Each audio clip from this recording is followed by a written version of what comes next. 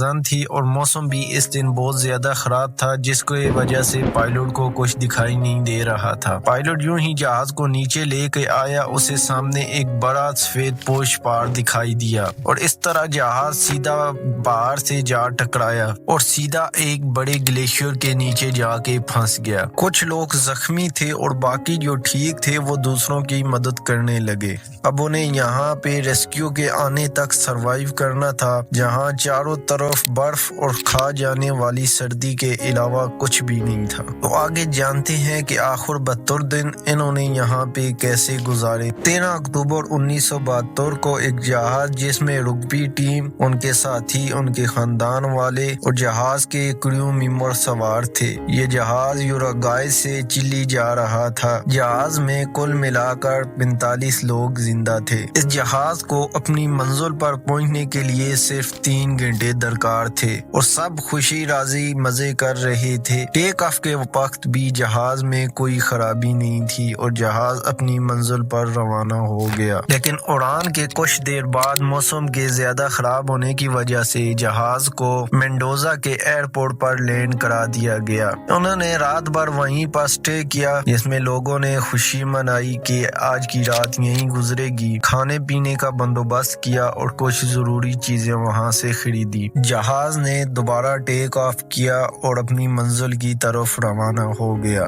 جہاز میں میوزک چل رہا تھا اور ہر طرف ہنسی مذاق کا ماحول تھا، لیکن وہ شاید اس بات سے انجان تھے کہ کچھ ہی دیر بعد ان کے ساتھ دنیا کا سب سے خطرناک ترین مرحلہ آنے والا ہے۔ جہاز جیسے ہی ان اینڈیز کی اونچی پہاڑوں میں پہنچا، ایئرپورٹ سے ان کا رابطہ کٹ گیا۔ جہاز کسی بھی ایئرپورٹ کے ریڈار پر نظر نہیں آ رہا تھا۔ اتنے بلند پہاڑوں میں لوکیشن کا گم ہو جانا ایک عام سی بات سمجھی جاتی تھی، لیکن پائلٹ کے پاس نقشے کے ذریعے اپنی لوکیشن ڈھونڈنے کا ایک طریقہ موجود تھا، جس پر پائلٹ نے اپنی لوکیشن کا حساب لگا کر بتایا کہ وہ اینڈیز کی پہاڑوں کو کراس کر چکے ہیں، انہیں پلین لینڈ کرنے کی اجازت دی جائے۔ اس طرح پائلٹ نے اپنے جہاز کو نیچے لے آیا۔ موسم خراب تھا اور ہر طرف دھند ہی دھند تھی۔ جہاز نے جیسے ہی ان بادلوں کو کراس کیا، پائلٹ نے سامنے کچھ ایسا دیکھا جس سے وہ پوری طرح ناواقف تھا۔ سامنے ایک بڑا پہاڑ سے ڈھکا ہوا پہاڑ تھا۔ پائلٹ نے دوبارہ جہاز کو اوپر لے جانے کی بےحد کوشش کی، لیکن ابھی ہر کوشش ناممکن جا رہی تھی۔ اس طرح جہاز کا پچھلا حصہ پہاڑ سے ٹکرایا اور پچھلا حصہ ٹوٹ گیا، ساتھ میں پیچھے بیٹھے ہوئے لوگ بھی نیچے گر گئے۔ جہاز کا دوسرا پر دوسرے پہاڑ سے ٹکرانے کے بعد ٹوٹ گیا اور اس طرح جہاز 350 کلومیٹر فی گھنٹہ کی رفتار سے برف پر رینگتا ہوا ایک بڑے گلیشیئر کے نیچے جا کے رکا۔ اب اس میں بہت سارے لوگ زخمی تھے اور وہ دوسروں کی مدد کرنے میں مصروف ہو گئے۔ زخمیوں کو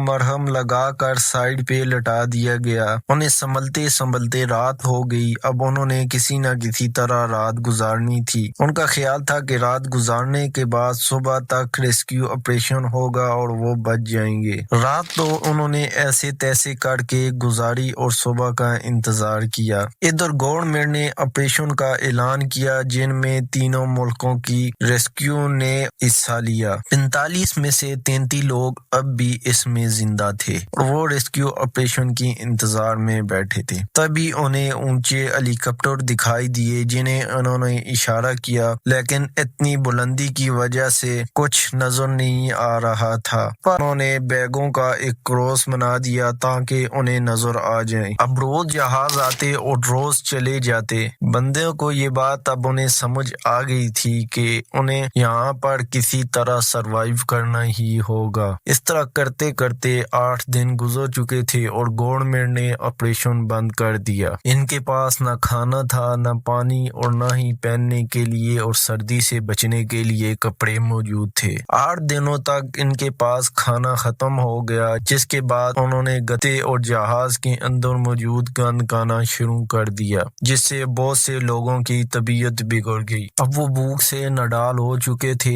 زندہ رہنے کے لیے ان کے پاس ایک ہی راستہ بچا تھا، ایک ایسا خوفناک منظر جو دنیا کی تاریخ میں کبھی نہ ہوا ہو۔ انہیں اپنے مرے ہوئے دوستوں اور رشتہ داروں کا گوشت گوشت کھانا تھا، جس پر بہت سے لوگوں نے اعتراض اور نہ کی۔ ابھی کھانے والوں نے دور جا کر پیس کاٹے اور کھا لیے، لیکن بھوک ہونے کی وجہ سے آہستہ آہستہ سب کو یہ بات سمجھ آ گئی کہ کھانے کے لیے یہی ایک راستہ بچا ہے۔ ابھی تو یہ دن کسی نہ کسی طرح گزار رہے تھے کہ 29 اکتوبر کی رات کو ان پر ایک اور مصیبت آن گری۔ ایک بڑا گلیشیئر پہاڑ سے سیدھا ان کی طرف آیا اور جہاز کے اوپر آ کے لگا، جس کی وجہ سے مزید 8 لوگوں کی موت ہو گئی اور بہت سے لوگ زخمی بھی ہو گئے۔ بچے ہوئے لوگوں نے دوبارہ سے زخمی لوگوں کو باہر نکالا اور ان کی مدد کی۔ صبح ہوتے ہی سب اپنے کام میں لگ گئے اور برف صاف کرنے میں لگے۔ جہاز کو بالکل صاف کر دیا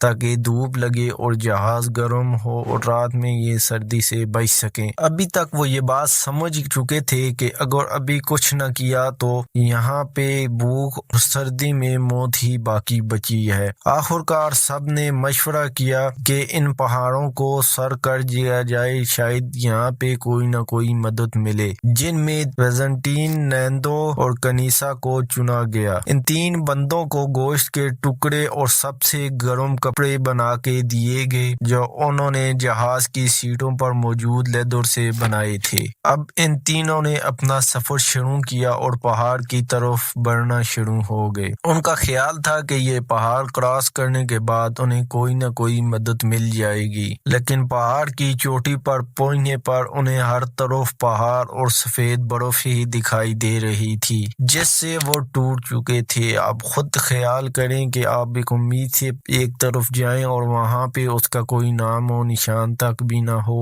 تو آپ پہ کیا گزرے گی۔ اب چونکہ ان کے پاس سامان بالکل کم تھا، جس کی وجہ سے ان میں سے ویزنٹین واپس آ گیا، جبکہ کنیسا اور نندو نے اپنا سفر جاری رکھا۔ پیچھے موجود لوگوں نے بیٹریز کے ذریعے جگاڑ لگا کر ریڈیو کو آن کر لیا، جس پر خبر تھی کریش ہونے والے جہاز میں تمام لوگ مر چکے تھے، جس خبر نے انہیں اندر سے توڑ کے رکھ دیا۔ آخرکار 10 دنوں بعد 60 کلومیٹر کا سفر طے کرنے کے بعد انہیں ایک ندی اور سبزہ دکھائی دیا۔ 72 دنوں میں بچنے کی یہ ایک اہم اور مضبوط ترین امید انہوں نے دیکھی تھی۔ تبھی انہیں گھوڑے پر بیٹھا ایک شخص ندی کی دوسری طرف دکھائی دیا۔ ندی میں پانی کا شور زیادہ تھا، جس کی وجہ سے آواز ایک دوسرے تک پہنچنا مشکل نہیں تھی۔ بندے نے ایک کاغذ اور پین ان کی طرف پھینکا، جس پر انہوں نے اپنی پوری کہانی لکھ کر اسے بتائی۔ وہ سیدھا